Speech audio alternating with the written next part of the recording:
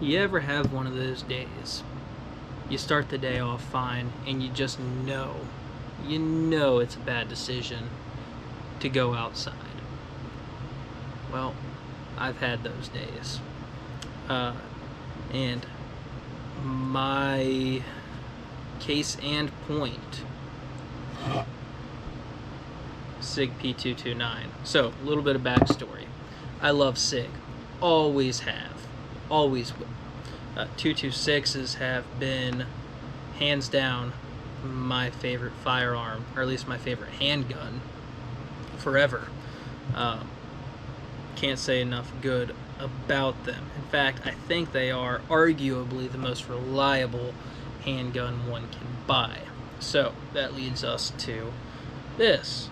I was given a $50 gift card to my local gun store, which also happens to be it's pretty impressive. Terrible place to go. Great way to spend a ton of money. But they're one of the bigger distributors in the country. Anyway, they had this sitting in their warehouse for $1,120. So what is this? This is a Sig 229 Pro. Now that Pro just means it is basically a Legion with some speed holes. In fact, you can actually, while the 229 Pro is discontinued, the slide is still available, so you can still get that slide. This is a double action, single action with a decocker, so you can carry it cocked for some reason, or more realistically, you'll decock it, and then you can jam it down your pants without blowing your willy off. Now,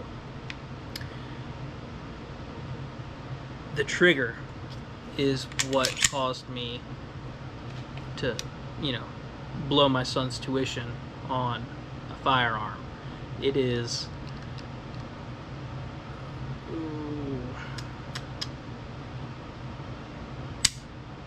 crisp and clean. It is long and heavy, double action, but incredibly smooth. And then your reset is basically instant. So even though this is the compact 229, it could be a fun little competitive gun as well.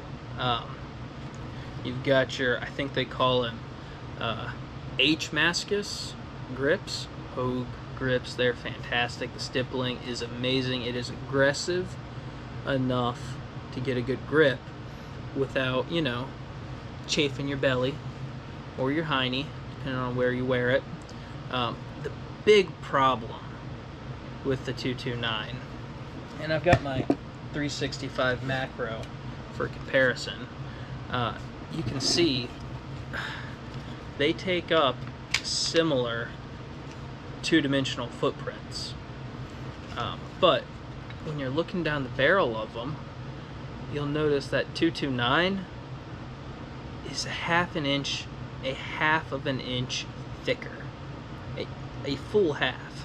Now, that's not the slide necessarily, that is your grip and your decocker right there. That sticks out a little bit further, but yeah, it's an inch and a half thick. It is a big boy. It has your Sig Pro cut for your optic, which I don't know what I'm going to put on this. Probably some El Cheapo primary arms or something, which I've had good luck with them, so we'll see what that's about. Standard rail here. Until you pick up a 226 or a 229, it is hard to describe just how right it feels in your hand. I like a full grip, and I ride it very high. Now, your mag release right here, I end up hitting that constantly. In fact, I've got some footage I might upload of me shooting this thing. Not once did I did the slide stop, because I'm just riding it so high. I basically got my thumb right on it because I get a full grip. So that's a little frustrating, but not a big deal. It shoots so flat, so easily, so beautifully. In fact, I shot this better my first trip to the range than I do my 365 macro, which I've got roughly 2,000 rounds through, and an optic. And I shot it better than my Glock 47 with an optic. Maybe I just really don't do well with optics, now that I think about it, because this little guy, my Smith M&P9, I actually do pretty well with, but this basically has, 10,000 rounds through it. At this point, I've been shooting that thing for years. So it is fantastic. Now, standard Sig disassembly lever here, lock it back, and then roll that down, and she should come right off. This does not have a serialized fire control unit the way the modern SIGs do, but it does have a decent aftermarket support for it.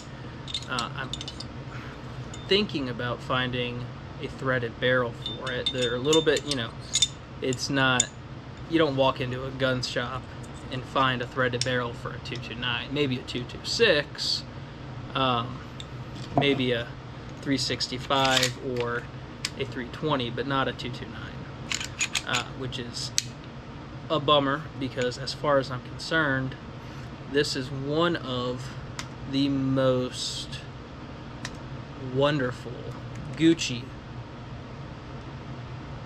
carry guns you can get. It is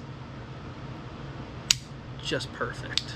Now, you've got your, like I said, Sig Pro cut for optics. That'll handle a RMSC, that'll handle a Delta Point Pro. It's good. You've got your nitron finish, aluminum frame, these fancy grips. You got great slide serrations. You've got speed holes. Can't go wrong with speed holes. But it also weighs 30 ounces. That's a ½ pound more than the 365 macro. It's also 5.5 inches tall. It is 1.5 inches wide. It's a ½ inch wider than the 365 macro. You don't really get a much better sight radius. You don't really get a much longer barrel, so your ballistics aren't going to be great. And then price, I mean, you can find an M11A1, which is about as basic as you can get for a 229. You can find those for $900, give or take. Your Pro, which, like I said, is discontinued, it on Gun Broker, Gun Prime, what have you, about $1,500 now. I didn't buy it from Gun Prime, I bought it from their brick and mortar store here in Birmingham. I paid $11.30 for it. So I got a little bit of a better deal, and I just couldn't say no.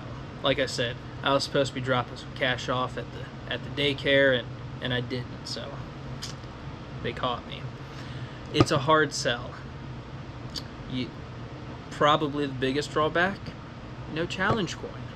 I'm gonna pay $1,300 for a pistol that is as much a Legion as you can get without having a Legion, and not get a challenge coin. In fact, you could buy this exact same gun today by buying a Legion 229 and then spending an extra $500 on the slide.